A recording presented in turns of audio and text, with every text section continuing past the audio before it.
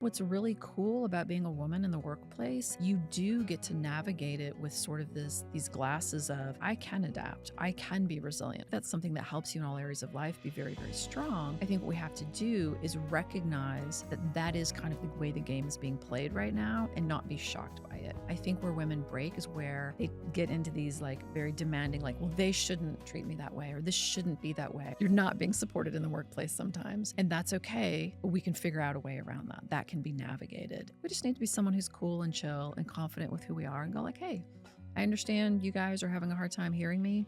Let's try again. Whether you're looking for inspiration, guidance, or simply a moment of reflection, you're in the right place. This is Wisdom Stripes. Welcome to the Wisdom Stripes podcast, where we explore the profound journeys of individuals who've emerged from life's challenges with hard-earned wisdom and resilience. I'm your host, Meg Tuohey, and I'm thrilled to share that this podcast is brought to you by the transformative program, the Wisdom Lab. If you're feeling stuck in painful patterns, desperately seeking a breakthrough, and yearning for the tools to shatter emotional barriers and reclaim your power, the Wisdom Lab is your answer. In just 4 hours, you'll discover how to tap into your inner wisdom, turn confusion into clarity, and unlock the profound personal growth you've been craving. No more band-aid solutions or surface-level advice. This is about deep, lasting transformation from the inside out. Ready to embark on this life-changing journey? Head to the show notes for an exclusive link to learn more. Let's unleash your wisdom together. Hello and welcome to Wisdom Stripes. I'm Meg Tuohey, and in today's episode, we're diving into the future of work, well-being, and what it truly means to thrive. Our guest is Kate Byars, founder of the Good Life Institute, an award-winning organization that redefines success so that it supports human flourishing, not sacrifice. Kate is a leading voice in human optimization and peak performance. She's a 3-time Inc. 5000 founder and a Stevie Gold Award winner for Women in Business and Female Entrepreneur of the Year. Her work empowers high-achieving women and leaders to break free from burnout and embrace a more sustainable, fulfilling approach to success. To share her insights on building the good life, I'm excited to welcome Kate Byars to today's episode. This is Wisdom Stripes, your no-nonsense, fierce fairy godmothers turning pain and confusion into clarity and confidence. Kate, we always start with the same question for our guests. What wisdom would you like a listener to come away with today? Well, what if I told you that everything you've ever learned about success is designed to burn you out? What no one ever tells you about ambition, though, is ambition is not the enemy. The problem is never that we dream too big. The problem is that the way we've been taught to chase success is guaranteed to burn us out. I mean, what if you told me that? Because hello, that is the best opening line I've ever heard. Well, there we go. Well, there we go. You just brought it, and now I want to unpack all the Let's do it. things. All right. Tell me about burnout. What is burnout? Sure. So specifically, I'm usually talking about career burnout, where you get to the point where you're like, I am ready to leave this place of employment, wherever you are. And burnout tends to be very insidious. It happens very slowly, where in the beginning, think of all of us as we first started with a career or a job. You're excited, you're high energy, you have passion, you have ideas, you're ready to create change. And then slowly over time, at some point, you start realizing, you know what? I don't think I want to, let's just say, go to this meeting. Or maybe I'm not going to make sure the pencils are sharpened anymore if that's my job. I'll leave them dull for today. And so you start to cut corners. A lot of times you start coming in a little bit late or skipping a meeting. And we start to slow down, basically. And what happens over time is that eventually we get to the point where if you really are reaching burnout, either you are physically going to be ill. So your body will tell you, the way you're working isn't working. You have to make me rest. So whether that's headaches, insomnia, autoimmune things can trigger, or psychologically, where you just start going, I don't care anymore. I don't really care if I fail at my job. I don't care if, I should just quit. This isn't worth it. And so something that you used to hold so dear that you were so passionate about, all of a sudden, you don't care about. You just become completely ambivalent. And it can get to the point where you actually even start to dream a little bit or fantasize like, well, what if I used to fantasize, what if I just got in a little car accident? Like, not a bad one, nothing that's really tragic, no one gets seriously hurt, but something that would just put me in the hospital for a few days where I could rest. And so the fantasy becomes more rest, escape, sabbatical, walking away from it all rather than logically looking at like, what do I really need to do for my career and income at this point? Oh my goodness. I have so many things, but the thing I want to discern before we go too much more deeply is this is different from quiet quitting, or is this the same as quiet quitting? It's different than quiet quitting. Quiet quitting is a little bit more of like a rebellion against sort of the establishment and, I don't want to have to go back to work after COVID and sort of go back to the rules and the rigidity, right? So rather than go back to sort of that rigid structure of where you're forced to work in a certain box, I'd rather just quit. I'd rather just opt out, and I'm going to opt out for a different lifestyle. So that can be the opposite of burnout in the sense of if you're moving towards something, you've actually evaluated your life and go, I've always wanted to live on a sailboat. Great. Then quit and go live on a sailboat. That's exciting. You're moving towards.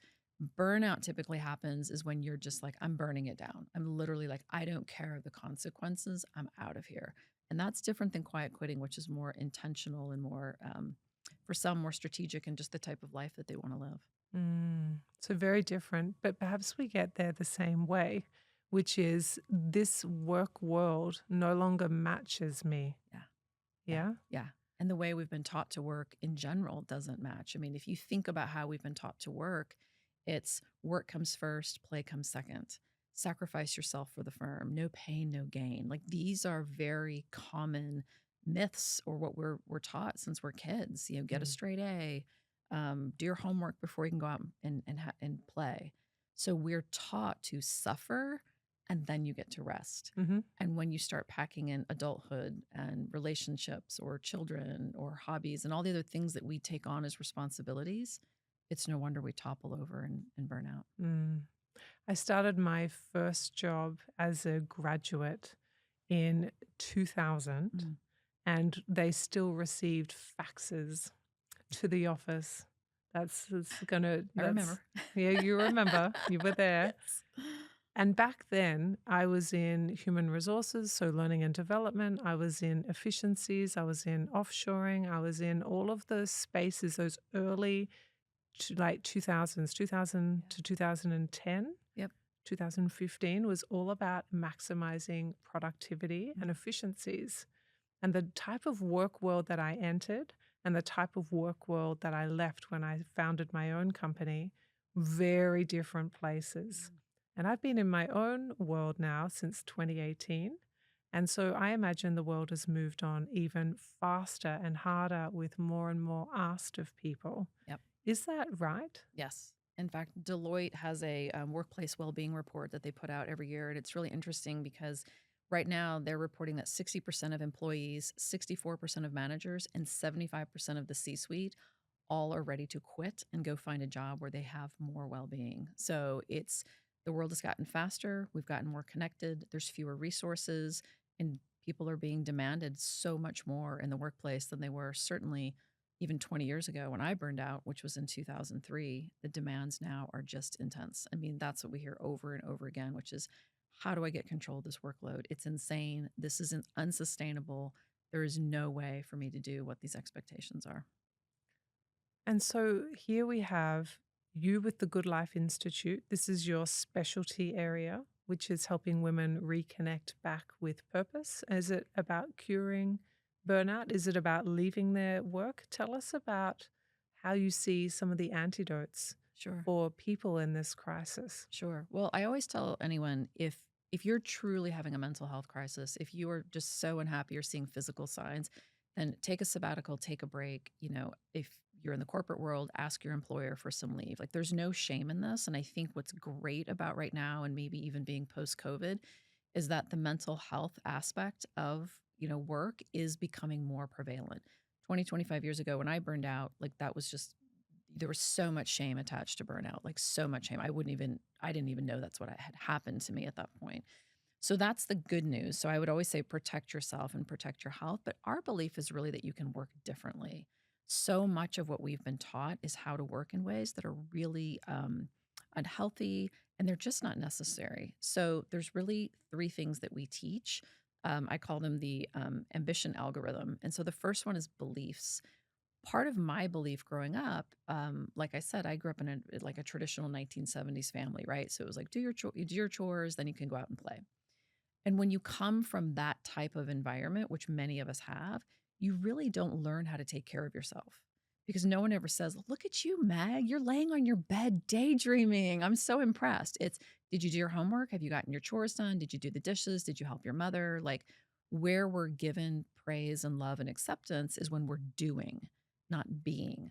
And so for me, how that manifested is I just grew up thinking, well, I've got to like throw my body on every bomb that comes their way at work or at school. It's like, do whatever you can to get the A at college. So I didn't understand how to actually take care of my needs. So one of the very first things we do, and I don't care if we're working with a woman who is working 80 to 90 hours a week, or if she's in the C-suite, or if she's in the middle and just being crushed between like middle management, you've got senior leadership and you have your own team. The very first thing we do is help her learn how to meet her needs. Because when you feel refreshed, when you're not just like killing yourself at all costs and you can actually feel good, guess what happens? Now you come to work and your mind comes alive. You regain passion. You feel creative again. And a lot of the things that are slowing us down at work, like coming up with problem solving or solutions or creativity, being strategic. We have so many women who are like, I have no time to be strategic. They actually do. They're just so worn out. It just takes a long time for that strategic and that creative mind to turn on. So the very first thing you have to do is learn how to meet your needs. And what's so cool about this is that it doesn't have to be hard. Because high achievers, we're all or nothing kind of gals, and we are, right? So we have to go big or go home. We tend to over-index. So, for example, if we want to have a date night with our husband, it's got to be, at a fancy restaurant where there's a reservation and the limo has to pick you up and you have to wear a certain like. That's not what connecting is. Connecting could be sending a text in the middle of the day that says, I love you, right? So actually meeting your needs does not have to be such a big lift. We don't have to go to the spa for 3 days to recover. When you get yourself out of that, I'm going to work, work, work, and then I get to rest. And we actually start intertwining rest throughout the day. And again, super simple. One of the things I used to do is I would drive to work and I would have to listen to a podcast or I would have to listen to, um, voicemails or something. I was always working. And I just replaced that with listening to music. Like the simplest thing, Meg. And do you know how better I felt when I walked into work in the morning? And then same thing at home at night. I would just listen to music, roll down the windows. And when I walked in the house, my husband wasn't like, oh, here comes corporate Kate. Like, here she comes. I was refreshed. So it's like doing these little things that we're not taught to do that actually helps you meet your needs is one of the things that actually helps you thrive even in a high pressure environment. Oh, I love all of this. So I'm going to put some scenarios to you, Oh, which I call the yeah buts. yeah. Yeah, but Kate, Let's do it. you don't really understand Oh, yeah. because I am a busy mom and my career I can't get done in my work hours. And so I actually need that time on the way to and from work. How lovely for you that you don't, Mm-hmm. but I do. Mm-hmm. I don't actually have space and time in my day. It is full. Sure. My day's full. So how possibly do I get to have relief from this? What do you mean putting in breaks? I don't even go to the bathroom during the Yeah. day. I just have to sit and I have to work and I have to call and I have to type and I have to email and I have to put out fires and I have to do this and I have to do that. And Kate, good for you, but this isn't going to work for me. Totally. Yeah. No, that's very common. And I used to say the same thing. I used to say, hey, I'm in marketing. Marketing is a creative field. There's no way I could get my work done during the day. During the day is for meetings, and then at night is when I think. So I had convinced myself that was the way I had to work. And so the first thing we have to do with that is say, that's great, Meg, if that's who you are and you're a busy mom and you're doing all these things. Is it working for you? And if it's not, then something has to change, right? And so one of the things we do is say, we've got to start trading out an activity or a belief that's ineffective and replacing it with something that is effective. Mm. So that's what we're doing. And what most people do when they try to heal burnout or deal with work-life imbalance is they tell women to do more. Meg, you really need to be running. You really should do yoga. You really should come up with a mindset practice. You really should be journaling. And like you just described, you're like, do not give me one more thing on my plate. because this Yeah. plate is full, Yep. and it's not things that are made up, Right. right? No. Women don't, maybe also people don't make up how busy Sure. they are. Sure. Yeah. Exactly. But we might take that example and say, okay, maybe you do need to use your commute to listen to voicemails, let's just say, or respond to voicemails. That's fine. Great. I don't want to take that away from you. I want you to do what works for you. But then what could we do? Could you go to a meeting 5 minutes late and actually go outside and just feel the breeze and feel the grass and feel sun on your face? Just even stealing 5 minutes, how your biology goes, oh, you're giving me some freedom. You're giving me some autonomy. You're giving me some flow. Sometimes it's just doing a small thing like that. And then we have to do it repeatedly and stack it up throughout the day. Mm. 1 5 minute, outside is not going to do this for you. But when you start to do that, it's like, wait a minute. Now I'm starting to feel a little bit more in control because I'm actually giving my biology what it needs to thrive instead of I'm going to live my life and just boom, boom, boom, boom, boom all day long and then somehow make up for, on Saturday, hopefully I'm having fun. Probably that's not going to work because you're so Probably. exhausted. Exhausted. And Yeah. also, you've got to do all the things, Yeah. don't you? Yes. Saturdays are where you squeeze like the good stuff in, or you squeeze in the kids' sports or what have you. Exactly. Yeah. Exactly. Yeah. It does feel like we have never lived more of a life where we're trying to squeeze things in. And that doesn't feel sustainable. It's not. It's not? No. No. And that's why it can't be squeezed in. There is a sense of needing to have some priorities, right? Do we really need to do all the things? But typically what we see with women is that women will make sure everyone else is taken care of. They'll make sure, if they're a leader at work, their team's taken care of, their boss is taken care of. If they're in a partnership, the partner's taken care of. They have kids, kiddos are taken care of, the dog is taken care of. And so most of the women who we are working with are saying, like, I'm always at the bottom of the list. Like everyone in my life is having fun but me. And we use this sort of oxygen mask scenario. I think a lot of us in sort of the development space, you have to put your oxygen mask on first. I don't know if I'd totally buy that. I think sometimes my kids do need to come first. Well, they're dependents, Right. which means they Yeah. depend on us. Totally. And sometimes my work needs to come first. And sometimes I need to come first. And so what we really try to help women do is say, like, where do you mix yourself in and not feel bad about that? So one of the things that we see with women as patterns in the workforce is that women, we have been taught to prove ourselves. Because you have to remember, this is still pretty new. Like when I was coming up working, I had to wear pantyhose. Like this is what you were dictated as a woman. You had to wear certain clothing just to have the privilege of working. And so you have to remember it was only a few decades ago that we actually had the ability to be independent and make autonomous decisions about how we work and what we dress. And voting. And voted Buying and a house, be able to get our own credit cards and buy a house. So we've been taught, so men will walk in, let's just say the room, and they're playing to win. We walk in the room and we're playing not to lose. And so what happens so often with women is we think we have to do all these things, but really what we're trying to do is not to lose something. And that is sort of a zero-sum game. Oof. I think let's highlight this. Women are playing not to lose. Can we unpack that? Yeah. What does that mean? Yeah. So basically for women, we are scared that we're going to lose our place at the table. And I don't care if you're a school teacher or if you're a nurse or again, you're a CEO. You have earned a place in whatever workplace that you're at. And we don't want to lose that. We're terrified that someone else is going to come in and get that job. We're going to say the wrong thing. Women spend so much time overthinking. Should I send the email? Should I not send the email? Did I have everybody in the distribution list? Was there a typo? Should I make it a long email? Should I make it a short email? Let me go talk to Meg down the down the hall and see what she thinks. No, let me call my husband and see what he thinks. Like we overthink because we're operating from fear. If I send this email in the wrong way, if I say the wrong thing in the meeting, I'm going to lose my place here. And that's because for so long, women didn't have a place. So we were lucky, right? We were lucky to get to go to work. So that's what it means to play, to be playing not to lose is you're really playing a game of fear. That's why you see a lot more imposter syndrome in women because, oh my gosh, I said the wrong thing. I'm no longer valuable. I'm going to get pushed out. And let's just face it, women are also facing some headwinds with microaggressions, with, cultures that tend to be male dominated.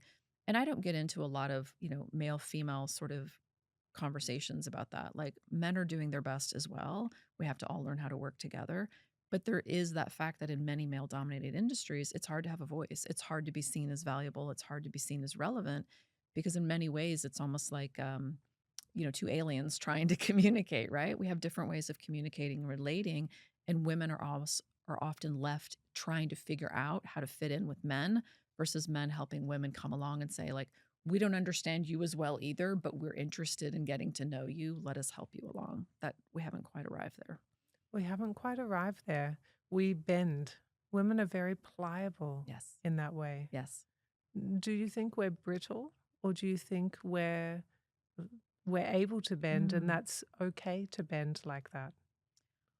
I think it's okay to bend. I think what's really cool about being a woman in the workplace is that you do get to navigate it with sort of these glasses of, hey, I can adapt. I can be resilient. I think women are very resilient, Mm. very resilient. And I think that's something that helps you in all areas of life be very, very strong.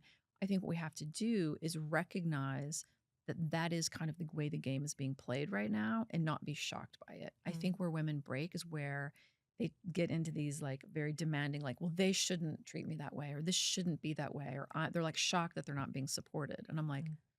right. You're not being supported in the workplace sometimes, and that's okay. But we can figure out a way around that. That can be navigated. And Mm. women tend to have two voices. They either tend to be too permissive, so they're scared, or they tend to be the bull in the china shop, right? And they just come out swinging. And we really want to find like a way above that. Like we don't need to be the bull, we don't need to be the wallflower. We just need to be someone who's cool and chill and confident with who we are and go like, "Hey, I understand you guys are having a hard time hearing me. Let's try again." Right? And then everyone's like, "Oh, you've brought the elephant out of the room." Right, right, right. Sorry. Can you please repeat what you were saying? So, I mean, right there, that was it. yeah, Is not one end or the other. It's the middle. It's integrated. It's in your body, totally. and it's in connection. Yeah. So it's what I would call a towards. We have a goal here we're trying to Yep, figure out. So how can we all move towards this? exactly. Yeah, really nice. What do you think the antidote is for adding in rest? So that question didn't come out quite right. Let me try it again. So when you're looking at burnout, what we're looking at is this sense of there's too much Mm, and I'm coming on the back foot in the system that has only accepted me in the last 40 years or mm, so. And that's a long time and a short time. sure. And I am trying to do all the things because it still takes 100% to raise a family and run a household. And I also want to have a career Yeah. and financially probably need to have a career in this economy. And I am with a partner and we are working as a team. And between us, there is not enough resources to get everything It's done. tough. So we're constantly trying to rob Peter to pay Paul. Hmm. And I think that's not just women, that's all the humans in some version of that. I wonder how your philosophy, as it pertains to burnout, might fit the broader pressure of life, Mm, where it feels like there isn't a generation above us mhm, to help in the same way. sure. They say millennials, and I'm not a millennial, but I understand that millennials identify as not having grandparents for their children Mm, because the grandparents aren't as invested as when they were children and they had grandparents. right. So what they're noticing is this infrastructure is missing. And so what comes next is I do all the work, I do all the parenting, I do all the house running, I Yep, do all the things all the time, all the time. sure. So if we're adding in breaks and we're adding in connection time, are there other things that we can do? Yeah, one of the things we try to help everyone see is again, rather than necessarily adding in more, is like what can you switch out? So, for example, one of the things you can do for rest is what I would call like a flow state, where you really immerse yourself into something and you shut out all the noise. And I don't care if that's, darning socks for you, if that's playing a game on your phone, if that's a coloring book, something where it's typically what we do is what is something that's very simple, like reading a book. A lot of times, again, high achievers will be like, "Oh, I'm going to read French literature," and I'm like, "I love French literature, but is that really going to give you rest, or is that turning your mind on and Mm. activating?" We want to turn the mind off, turn the noise off. And so what happens is biologically, you're doing these things anyways. So for example, for me, what I used to do is I'd come home at night, open up a bottle of wine, have a glass of wine, and then I would binge watch like in the City or something, right? I think arguably we can all agree that that's fine every now and then, but if that's what you're doing Monday through Friday to rest and have flow, you're not going to look back on a lifetime of like, yeah, I spent 40 years watching reruns of Sex and the City, right? Like that's not what anyone's going to be proud of. So instead, we want to take that time that you are doing and say, what is more effective way for rest? Well, let's just put the bottle of wine down and maybe have a beautiful, I don't know, sparkling water or something, right? And instead of watching Sex in the City, maybe let's spend 10 minutes playing a game of cards with our kids or whatever, with our hubby or whoever we're with. That's going to be something that's more restful for you. And when you do it over again a small period of time, your body actually goes, oh, that felt actually better than when I was just binging and watching TV. So we really want to look for like what's a higher quality strategy perhaps to get rest.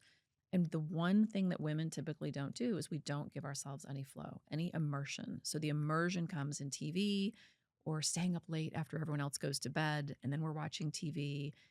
Your body will force you to get what it needs. So, what we're doing is saying, well, let's not let yourself be subconsciously unknowing of these things. Now that you consciously know you need this rest, let's choose something that's higher, like a higher quality form of rest that gives you a better result. And now all of a sudden, life doesn't seem quite so overwhelming. And then when we're emotionally more stable and not so fragile from the emotional highs and lows, now when your kids spill the milk and the laundry's not getting done and the bed didn't get made and the dog got out, all those things are just like they're just the things. Now when somebody at work says you sent that email and you had a typo in it, you're like, okay, I did. But because we're running at such high velocity and we're not giving ourselves like really what our body craves, all of those things get 10 times harder. And so then work slows down, family life slows down. It just becomes too much because you're actually operating from a much slower space. Mm. Do you think there's something in here about needing to reduce the way work is structured or life is structured? Do you think we've over-engineered our lives in the interest of efficiency and productivity and side hustles and maybe a lack of infrastructure of available support like grandparents, for Totally. example? Do you think we've made it almost impossible to have ease and a sense of steadiness or safety in our lives? I don't think it's impossible. I mean, that's really what we're creating for our clients day in, day out, Rich, is like we're showing them how they can continue to lean into their careers and have the life that they want, right? So it's definitely not impossible, but it hasn't, we're not trained in it. So I used to say, like, everyone told me when I was a kid, Kate, go be a success. I was like, okay, I'm going to be a success. And I did all the things, right? Yeah, but no one trained me how to sustain success. So I didn't understand how to operate at peak optimization. I didn't understand how to care for myself and rest myself. So that was never worked into my life. The other thing that has really been taken away from us in our culture is community. So if we were all hunter gatherers back, 10,000 years, we would all be leaning on each other to sustain life, to survive and thrive, right? And we would feel good about that. I might go pick the berries, you might whatever, weave a basket for the tribe, whatever we needed to do. We've lost all sense of community in our culture. And you see this a lot where women, especially, like there's a lot of shame in having problems or not being perfect or not having like the best house or the best job or the best suit that you're wearing. So we go solve those problems in private and then we show up again in our community perfect. And that's not really how we're designed. We're designed to be in communities. That's how you and I met, right? Was in community to say, hey, here's the goals I'm after. This is what I want in life. But I'm also having some struggles along the way. It's hard. Life is hard. And I think one of the first things I would say, anyone who's listening to this, go find a community. I don't care if that's your kids' school community. I don't care if that's your neighborhood community. If it's just knocking on your neighbor's door and saying, hi, I live here and I have kids and you have kids. And if you ever need anything, I'm here for you. Like, just even that, we don't lean on each other in our communities anymore. And that makes life so much harder. And to your point, grandparents are off traveling the world now.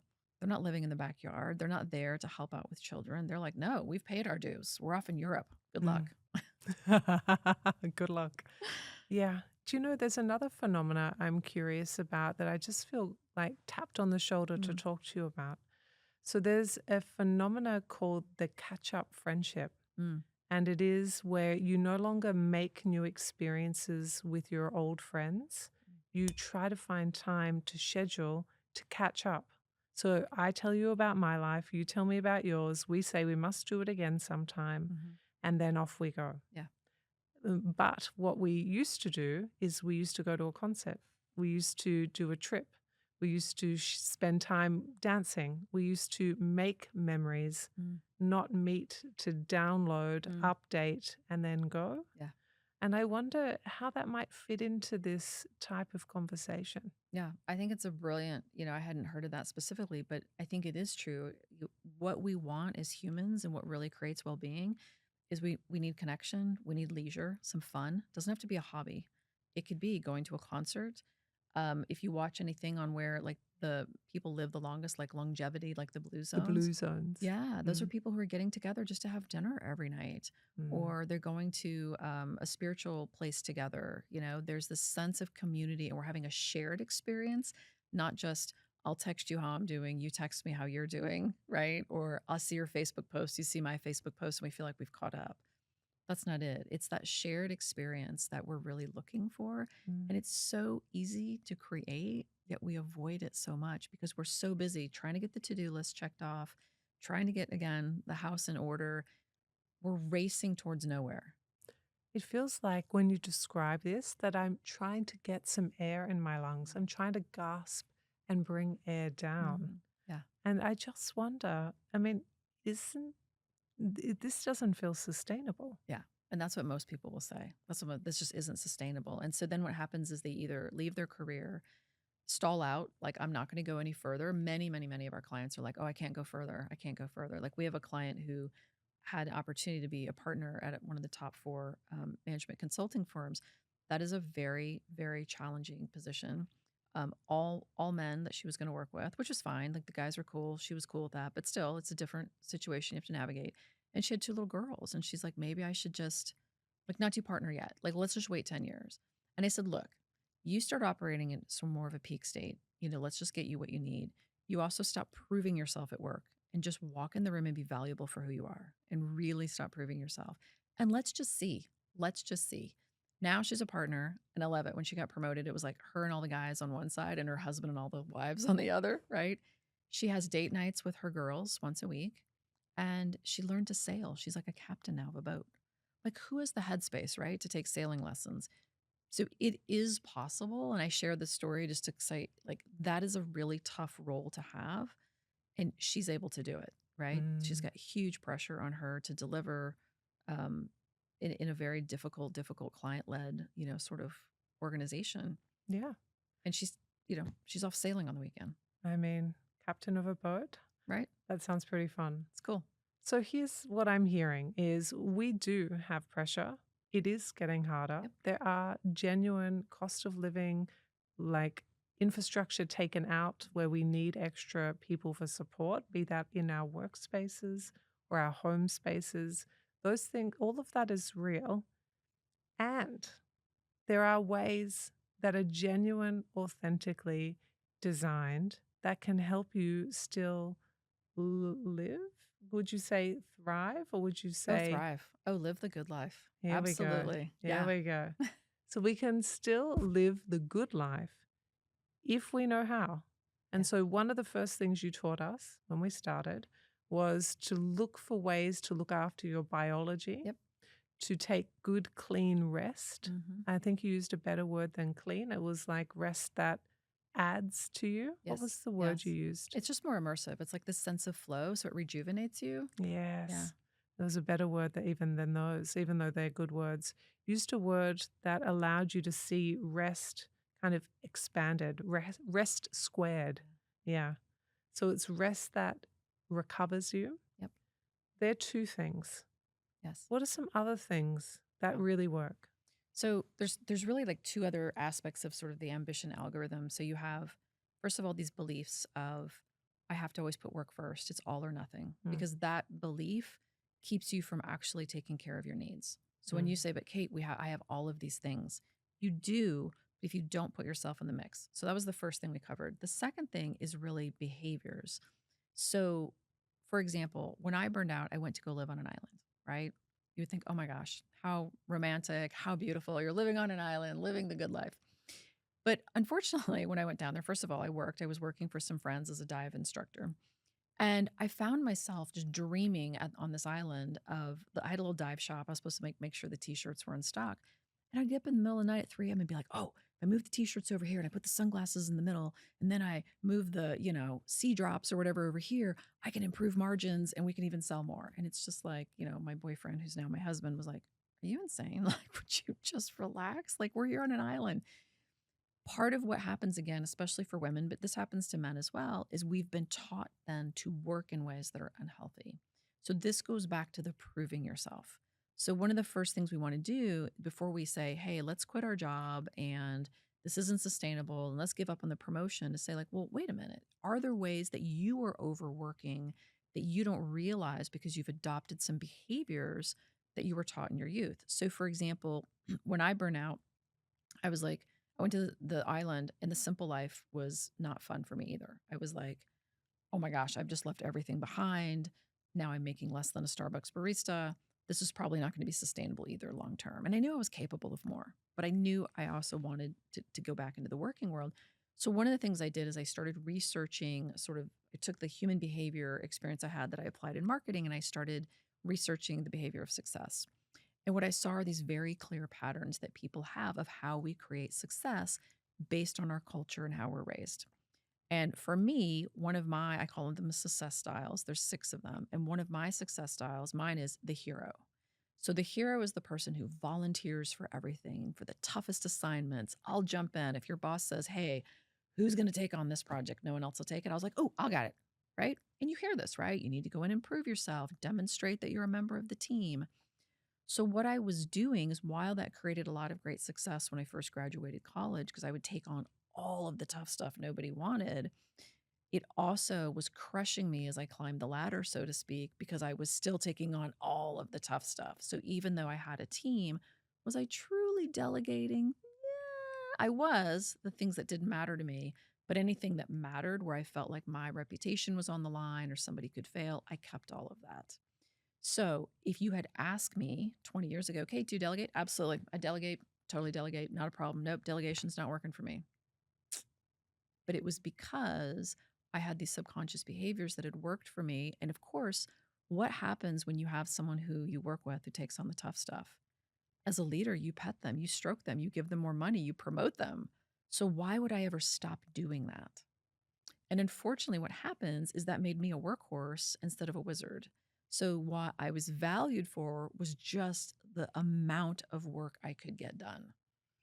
Why would I ever stop that when I'm also being rewarded for it? And so one of the things that you have to learn is like, what is your success styles? And we offer an assessment for that if anyone's interested in taking it, because it's different than what you see in the workplace normally. You normally see like DISC or Myers-Briggs and some of those. That tells you who you are. This is your personality. What a success style does is tell you how you work. These are learned behaviors. And if you can see them, now all of a sudden you can say, hey, I do need to be like someone who volunteers for a tough thing. I've got something tough I need to do. It's great that I have that success style. But there's a lot of times it's like, Kate, do you really need to be up here, working at midnight trying to refine this presentation that nobody else wanted to do? Probably not. Probably you should have days ago gotten someone else to take care of this, but you kept it because you've got this success style. And there's like a perfectionist success style, a mentor success style, and everyone falls into one of these default patterns. Once you see that, it's like magic, because you see how many times you're working that you don't need to be working, and you could be at home with your kids. You could be at the spa. You could be riding your bicycle or whatever. It's amazing. So there is energy that we're currently overusing that is maybe unconscious or Yes. slightly conscious, and we can't see the drain on our system from showing up in that way. Yep. That once we do see and we choose to correct, because you can not choose to Totally. correct if Yep. you don't want to, then we get that back. And so then we can just do the job without going through all the system drama Yep. of those learned behaviors. Yes. So think about the first thing I told you with the beliefs. That's how you get more done in less time. Because when your needs are met and when you feel satiated, you're going to be so much more productive, so much more creative. You're going to solve problems really well. Mm, Think of these behaviors as how do you actually get time back? mm, How do you actually work less? So we have a lot of women who say, "Oh, I'm a perfectionist." Like it's a t-shirt they put on. It's not who you are. You've learned that. You're not a perfectionist. So they'll say, "Oh, no, no, no, I can't put this presentation down. I have to spell check it and I have to change the colors and I have to like all this detail work." You really don't. It's a compulsed behavior that you've learned from childhood. You are not a perfectionist. It doesn't define you. But it's become so normal in our society to say, like, "Oh, I'm a perfectionist or I'm a people pleaser." No, you're not. You're not a people pleaser. You've learned that behavior. But if you're a people pleaser and you come in every morning and there's 10 people outside your office waiting for you to please them, then that's a behavior pattern that you've learned that's gotten you success. But now we have to change that because you can't keep doing 10 people's work or pleasing them before you get your own work done. And what's really cool about this is you actually become more valuable in the eyes of your employer because all of a sudden you start shifting to more high value work instead of sort of this work that we feel is going to be really important, but it's really not. So, what we're really doing then is we're recognizing that what got us to here is not going to There you get go. us Yes. to where we want to go. Yes. That's it. That's it right there. Mm, Yeah. And that's the human condition. We need to evolve. We need to upgrade. And I think that's something that the baby boomers, I'm a kid of the baby boomers. So my dad didn't really have to do that, right? He went to work, went to college, got a job, one company, loyal guy, 25 years, retired. They gave him a great retirement package. And like many baby boomers, then he played golf for 30 years. Like, you know what I mean? Like he didn't have to. Like he had the parent company taking care of him. And there wasn't this sense that you need to upgrade and evolve and change and shift. And that's the third thing I always teach is in this ambition algorithm. One of the things I learned was that I never bought in. Like I went to college, I worked my way through college. And then once college was over, I was like, okay, mom and dad, AKA my company, take care of me. mm, Like if they wanted me to go to leadership training, then they sent me to leadership training. But I never thought about investing in leadership training. I never thought about investing in, my emotional intelligence. I never thought about investing in any of those things. I just waited for a company to train me or tell me. And if they didn't, I just suffered the consequence of being a poor leader or not as effective, with my EQ. And I actually worked with a guy. This is a great story. His name was Tony. And when he was 26 and I was 26, I was friends with his wife. I thought the guy was the biggest chump because he would like go all over to like seminars on the weekends. He would golf with people. He would join these really expensive country clubs and golf. And I thought, this guy is like such a sucker. I don't need all that because I was the hero, remember? Anyways, by the time I was 20 or I was 30, I was the vice president of international marketing for a $1 billion organization, right? mm. Very successful. It worked. By the time Tony was 30, he owned an organization. So I was working overtime to prove myself. Tony worked overtime to improve himself. His, where he was in life was here where I was here. Now, we both excelled, no doubt, but he went home every night to his wife and his newborn son. I went home every night single to a pizza box and my laptop. That's the difference that buy in makes too. So it's really about buying into and owning what got you here isn't going to keep you here. It's your turn to upgrade and it's your turn to evolve. That's huge.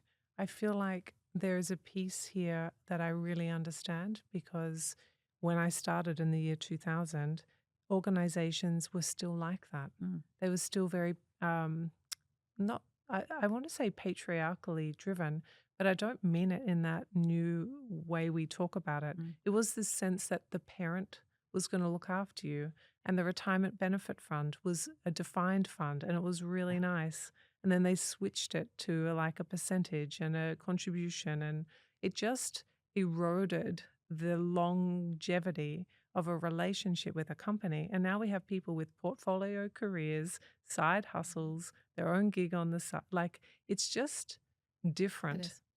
And I'm not sure whether we've all taken full responsibility or if we just take the parts that sort of belong to us and that we kind of like, and then we sort of wait for other people. The other thing that's on my mind is the last job I had before I launched my company was a consultant Mhm. designing leadership and learning interventions for senior leaders who were running teams. And it was always about their lift. And that is, if you're relying on that as a leader, you're relying on what the organization will A, pay for, Mhm. B, what their intent is, and C, the quality of the provider they choose. Mhm. And if that's all you've got, then you've lost your agency over how you want to grow and what you want to learn. Yeah. Yeah, Yeah.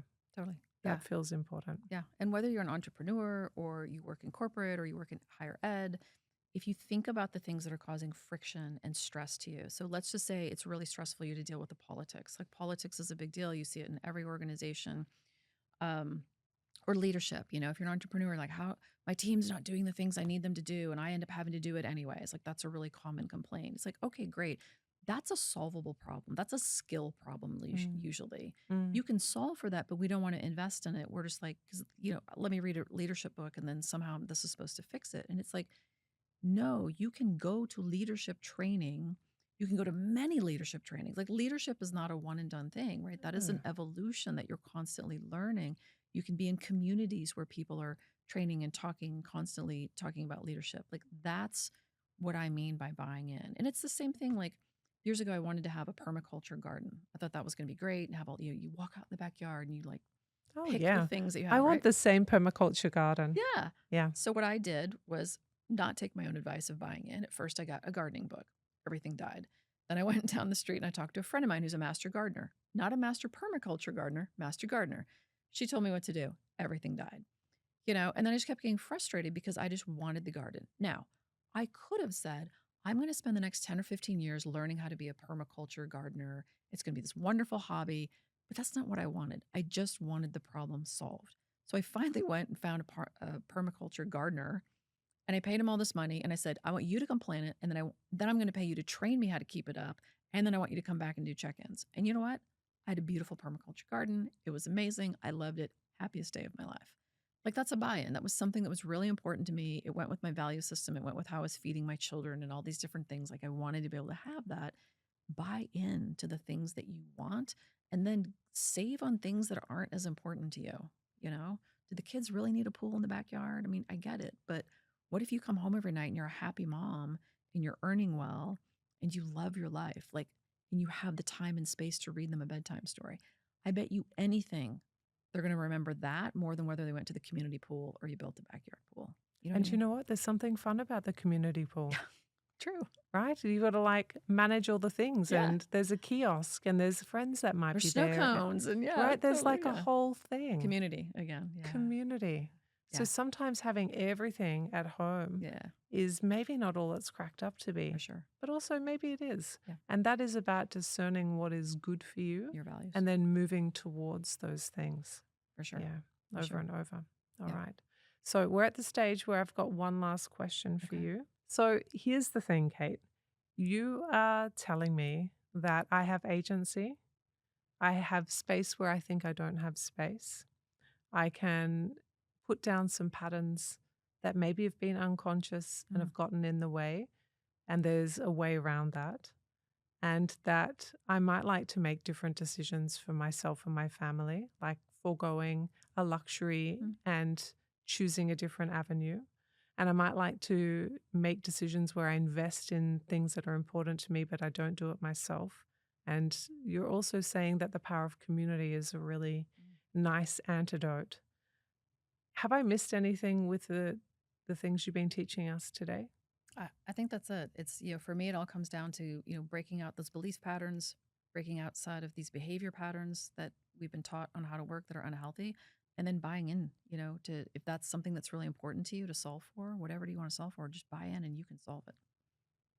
So maybe we're talking about a decision, which is to say, I live in this way. I'm stretched right across my day, Mhm. my night, my life. I'm tight. I feel unsupported. I feel alone. And there are ways forward. Yeah. And that I think is relieving, Mm. isn't it? I It's hope so. That's what I hope everyone gets out of this, which is the way we're working isn't working. And I absolutely agree. It's tough. It's tough to make ends meet. It's tough to have two earner, income and who's watching the kids and all the things that we go through. It's hard. But so much of it is how our culture has trained us to work. And if we can be brave enough to step away from what culture has taught and learn a new way, then all of that gets so far easier. And like it's just on the other side of taking that first step. And maybe what it is also is allowing yourself to sit in the possibility that it Mm. could be different.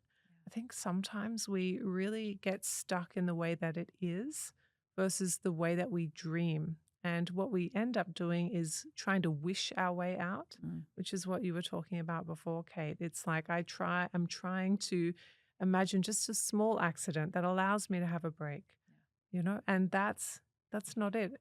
What we instead want to do is insert a life that really fuels you and does genuinely feel good.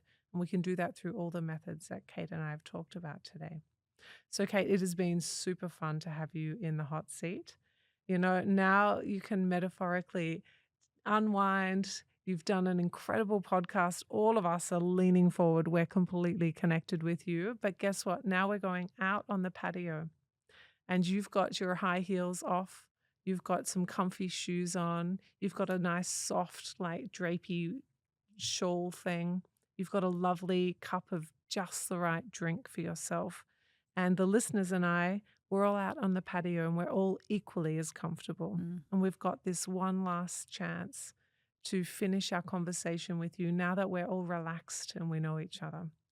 And the last question that we're all wanting to know is, what last piece of wisdom or advice might you have for us? I think the last piece of advice I would have is that ambition isn't the problem. Success isn't the problem. It's okay to want to do good in the world. And it's also okay to want the good life, but you have to go after it and you have to buy in. In the way we've been taught to work just isn't working. And just recognize that it's not you. Like you're not doing anything wrong.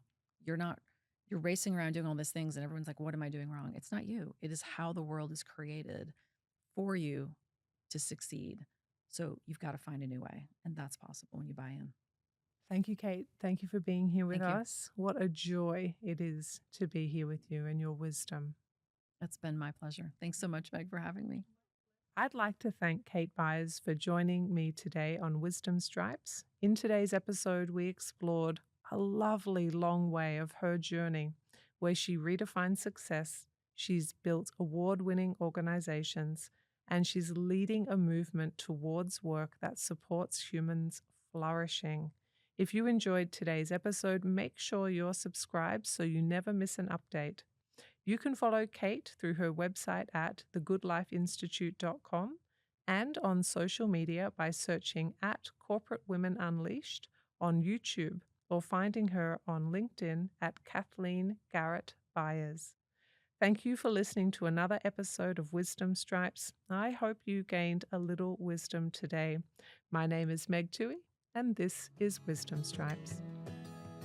Thank you for listening to this episode of Wisdom Stripes. Follow me on @MegTuoheyOfficial and leave a comment and review. I'm looking forward to meeting you here next time on Wisdom Stripes.